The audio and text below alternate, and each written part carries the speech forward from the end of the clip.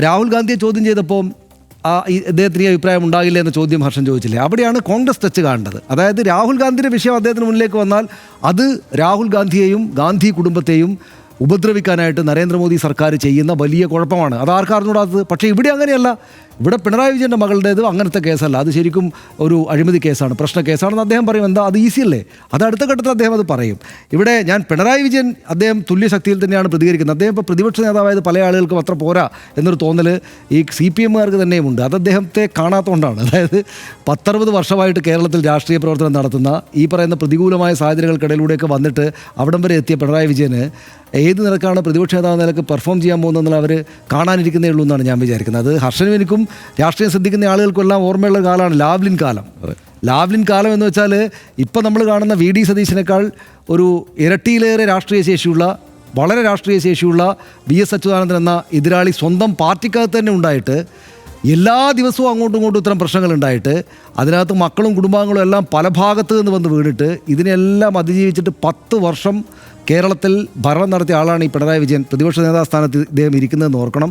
അദ്ദേഹത്തിന് ആ കാലത്ത് നിന്ന് പിന്നെയും 10-20 കൊല്ലക്കാലത്തിന് എക്സ്പീരിയൻസ് കൂടിയിട്ടേ ഉള്ളൂ. അപ്പോൾ ഇന്നിപ്പോൾ അന്നത്തെ പ്രതികരണം തന്നെ നോക്കൂ ഹർഷ, അന്നത്തെ പ്രതികരണം തന്നെ നോക്കൂ. ഞാനത് ഇന്നലെ പറഞ്ഞു, വളരെ ഷാർപ്പായിട്ടുള്ള രാഷ്ട്രീയ ബുദ്ധിയുടെ പ്രകടനമാണ് ഈ അദ്ദേഹം കാണിച്ചത്. പിണറായി വിജയൻ കാണിച്ചത്. ഇന്നിപ്പോൾ VD സതീശൻ ചോദിച്ചില്ലേ, അദ്ദേഹം പറയില്ലല്ലോ ഞാൻ നരേന്ദ്രമോദിയോട് ചെന്നിട്ട് പറഞ്ഞിട്ടാണ് ഈ റെയ്ഡ് നടത്തിയെന്ന്. അദ്ദേഹം പറയില്ലല്ലോ പിണറായി വിജയൻ. വസ്തുതയാണ്, പിണറായി വിജയൻ അത് പറയില്ല.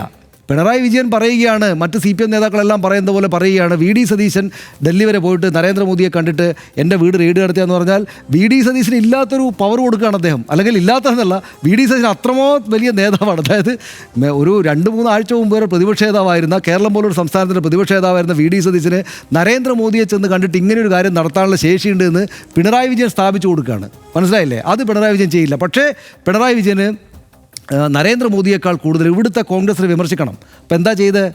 രാഹുൽ ഗാന്ധിയെ നേരെ അദ്ദേഹം 3-5 വരിയല്ലേ പറഞ്ഞുള്ളൂ. അതിനകത്ത് ഒരേ ഒരു പേരേ പറഞ്ഞുള്ളൂ, രാഹുൽ ഗാന്ധിയുടെ പേര് പറഞ്ഞു. എന്താ? രാഹുൽ ഗാന്ധി എന്നെ അറസ്റ്റ് ചെയ്യണമെന്നൊക്കെ പറഞ്ഞില്ലേ എന്ന് പറഞ്ഞ് അദ്ദേഹം കോൺഗ്രസിലേക്ക് ആ കാര്യങ്ങൾ തിരിച്ചു വെക്കുകയും ചെയ്തു. എന്നാൽ അദ്ദേഹത്തിൻ്റെ മറ്റ് സഹമന്ത്രിമാർ പറഞ്ഞതുപോലെ VD സതീശൻ ഇന്ന് കൃത്യമായിട്ട് ചൂണ്ടിക്കാണിക്കുന്ന പോലെ നരേന്ദ്രമോദിയോട് ചെന്ന് പറഞ്ഞ് VD സതീശനെ നടപ്പാക്കിയതാണെന്ന ബാലിശമായിട്ടുള്ള ആരോപണങ്ങൾ ഒട്ടുവെച്ചുമില്ല. കോൺഗ്രസിനെതിരെ അമ്പെയ്തു, പക്ഷേ ഈ ബാലിശമായിട്ടുള്ള കാര്യത്തിൽ അദ്ദേഹം രക്ഷപ്പെടുത്തുകയും ചെയ്തു. അപ്പോൾ ഇത്തരത്തിലുള്ള നമ്മൾ സൂക്ഷ്മമായിട്ട് നോക്കിയാൽ അങ്ങേയറ്റം രാഷ്ട്രീയമായിട്ടുള്ള തന്ത്രജ്ഞത പ്രകടിപ്പിക്കുന്നതായിട്ട് നമുക്ക് ഇപ്പോൾ തന്നെയും കാണാം. ഇന്നിപ്പോൾ അദ്ദേഹം ഒന്നിനും വിമർശിക്കാൻ വേണ്ടി പോയിട്ടില്ല.